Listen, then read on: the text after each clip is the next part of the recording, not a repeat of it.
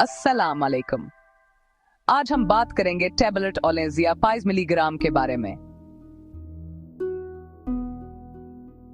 ये मेडिसिन दिमाग के केमिकल अदम तवाज़ुन को कंट्रोल करती है।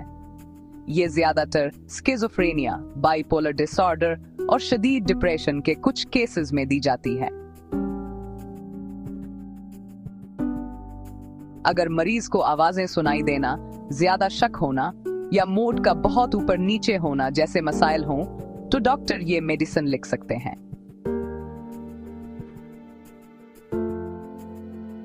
अक्सर 5 मिलीग्राम से शुरू की जाती है, मगर डोज हमेशा डॉक्टर डिसाइड करता है। अपनी मर्जी से डोज कम या ज्यादा ना करें। उससे नींद ज्यादा आ सकती है, वजन बढ़ सकता है, मना सूख सकता है, भूख ज्यादा लग सकती है। कुछ मरीजों में शुगर लेवल भी बढ़ सकता है, इसलिए रेगुलर चेक जरूरी है।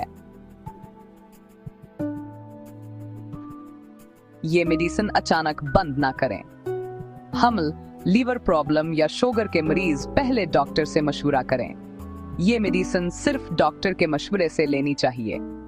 अगर वीडियो इंफॉर्मेटिव लगे तो शेयर करें ताकि सही मालूमात लोगों तक पहुंच सकें। अल्लाह हाफिज।